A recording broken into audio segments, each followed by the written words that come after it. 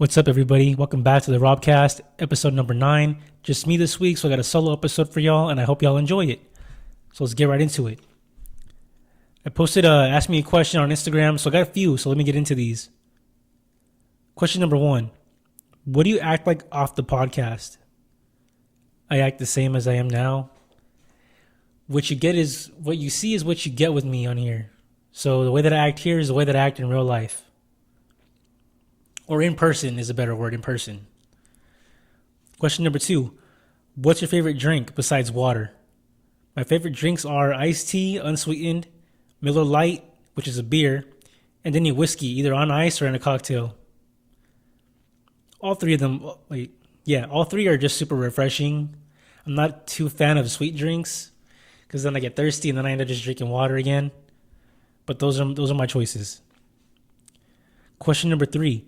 What are your top 5 rap albums and why? None of these are in particular order, but the first one I wrote down was Victory Lap by Nipsey Hussle. I love that album just because, so when I first discovered Nipsey, I thought his music was corny because all he would talk about is the grind, and I know it's stupid on my part for thinking that's corny because it's facts. You know, the grind and the lifestyle, life isn't a race, it's a marathon, and that just stuck with me. So that's why.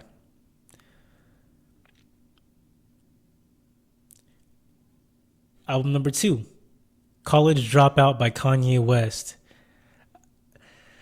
So I think when this album dropped, I was, either 3 or I was 5 years old. I don't know. But I heard my big cousins blasting Kanye. This album specifically, it was on the iPod when it first came out. So it's just nostalgic for me. Whenever I hear it, it just sounds like the early 2000s and it brings back just a flood of memories. That's why I love it. Album number 3 is The Documentary by The Game. I choose this one because when I first started getting into rap, so I always grew up loving rap music because it was always playing in my house. But when I was 11, I really started getting into rap music where I was actually doing my research on rappers and albums. And the first one I actually got into was The Documentary, because it sounded familiar, it had songs that I knew, but that was the album that got me into Doctor's Advocate. From the Doctor's Advocate, I got into Dre, and then from Dre, I got back to Tupac, and then from Tupac, I got into NWA, and from NWA, I started discovering rappers from present time, which was 2011, so I got into Mac Miller, A$AP Rocky. So that album just did it all for me. It opened up my mind to rap music. Album number 4 is Views by Drake. Not his best album, not his worst. But when this album came out, I was a sophomore in high school. I had just met my girlfriend. Life was good. Life was good. It was just so simple. And when I hear any song on that album, I just think of that year, sophomore year, that was great for me. Did great in baseball. Hung out with my friends a lot. I made new friends. Yeah, it was just a good time. The last one, album number 5, is All Eyes on Me by Tupac. This one, I don't really know why it's a favorite. It's just, I don't know. I can't explain why I love it. That's a hard one. But it's just classic. And I have it on vinyl too. So it just sounds great. Question number 3. Your top 3 must-watch movies of all time. Number 1. These are in order. Number 1, Batman: The Dark Knight. Movie's just flawless. Other than the fight scenes are mid compared to the new Batman. But back then, it was dope. But that movie just has so much like a friend of mine says, nuggets in that movie.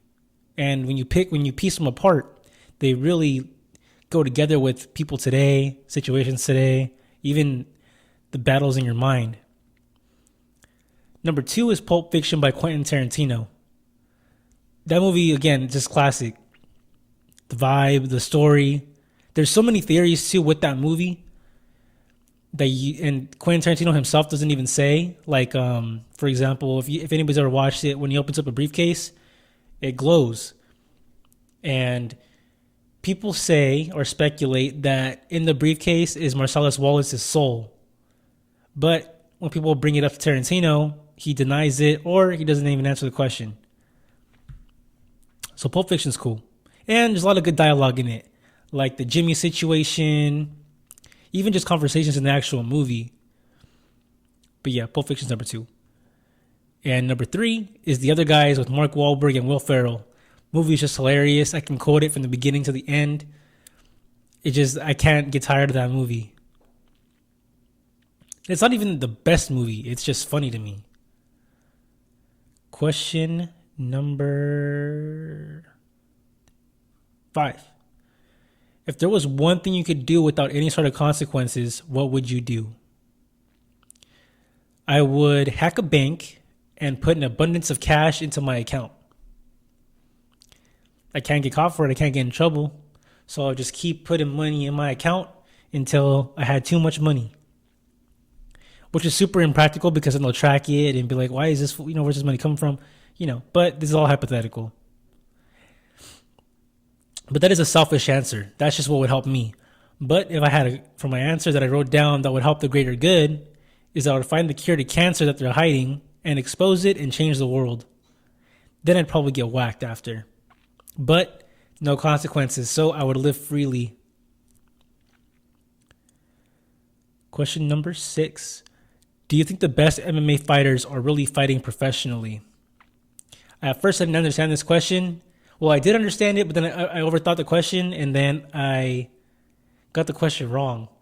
But I cleared it up, and basically it means do I think that the best fighters ever living now are fighting in the UFC or Bellator? And my answer is no. There's probably some badass living in Thailand in the jungle that can break trees with his legs, and it's a thing. I've seen them. I've seen it on video. They are the people that I watch are professional fighters, though. They're pros that are on video, but there's probably like a village of people that are just killers that can just kill people with their bare hands.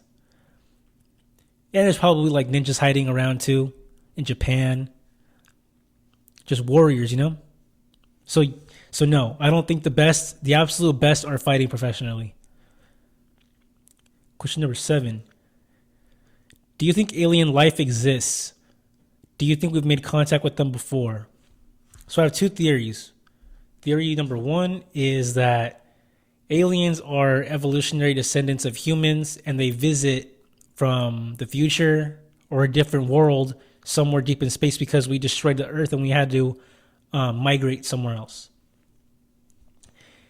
And my second theory is that aliens are a different life form that helped humans develop early life.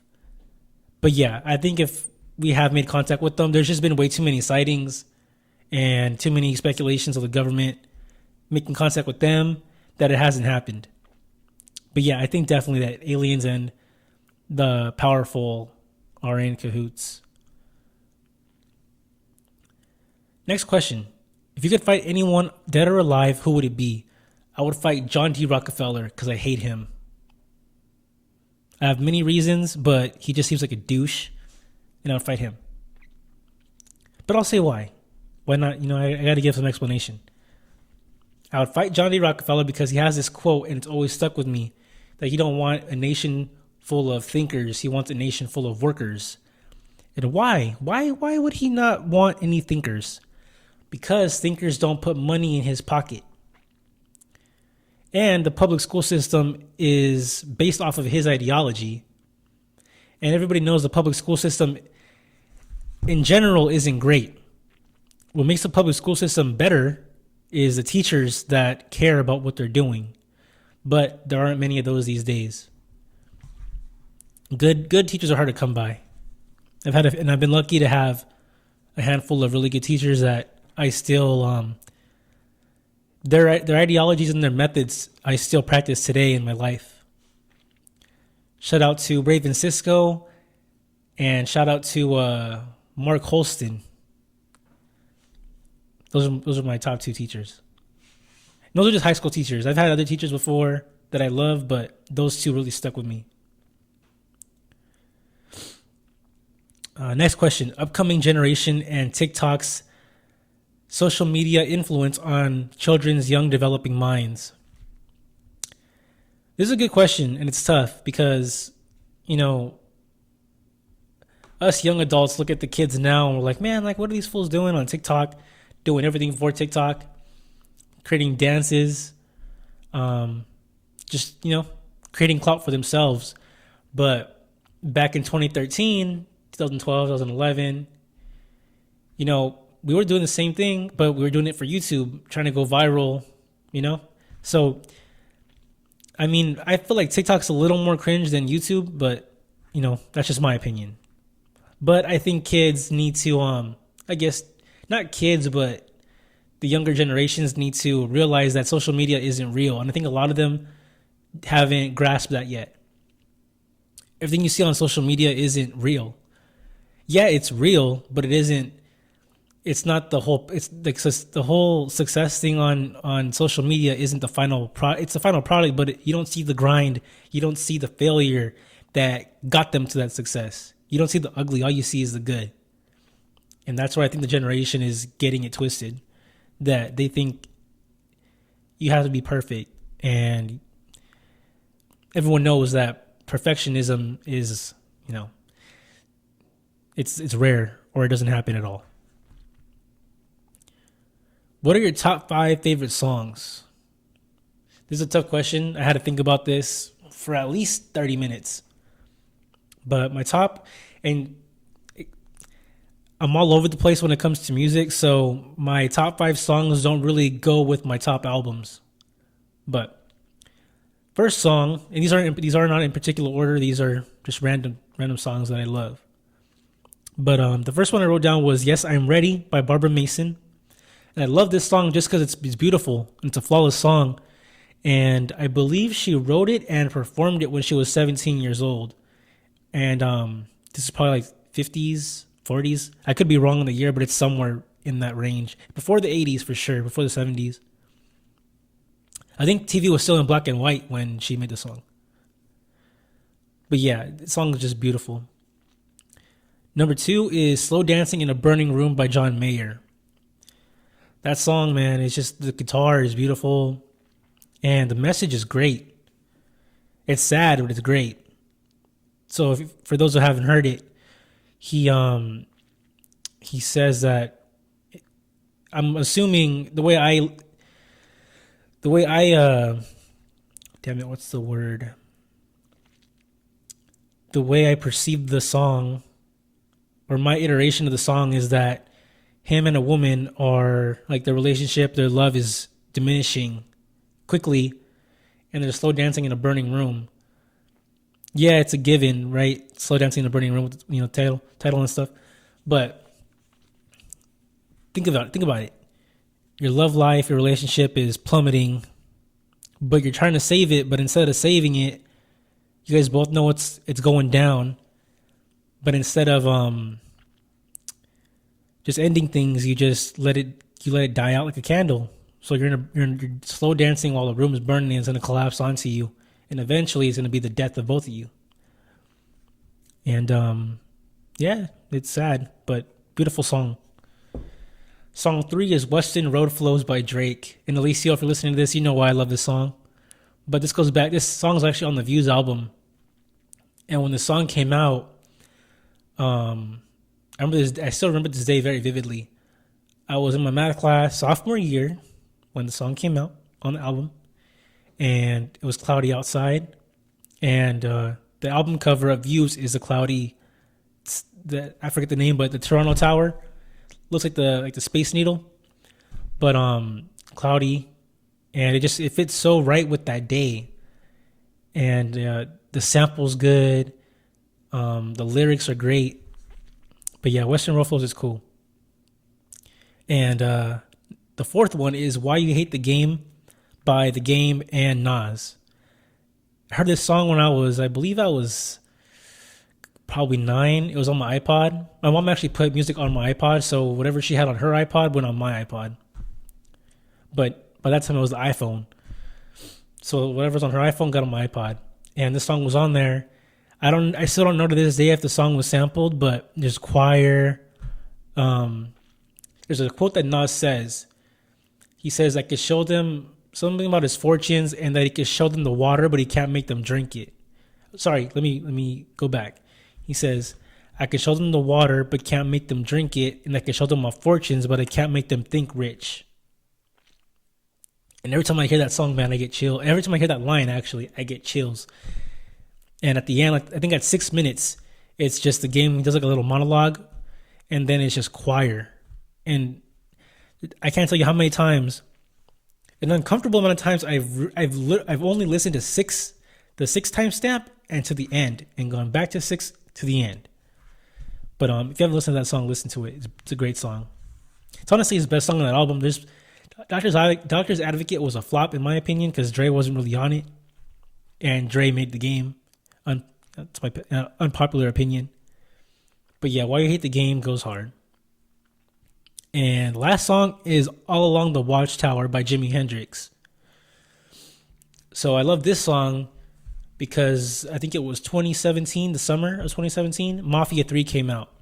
And on the Mafia 3 trailer, the main character, Lincoln Clay, he's driving down the bayou in Louisiana, because the game is based in Louisiana in 1968, I believe.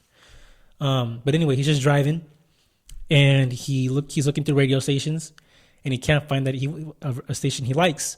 And he finally comes across it, and you just hear the beginning of that song, and it goes like, he goes, no.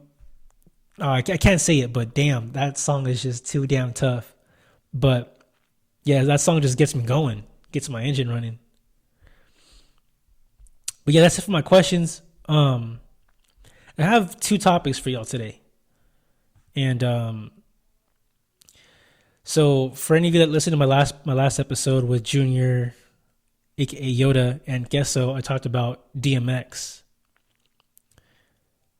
And ever since then, since that day, I started getting into DMX a lot more than I was before. And I watched a documentary about him.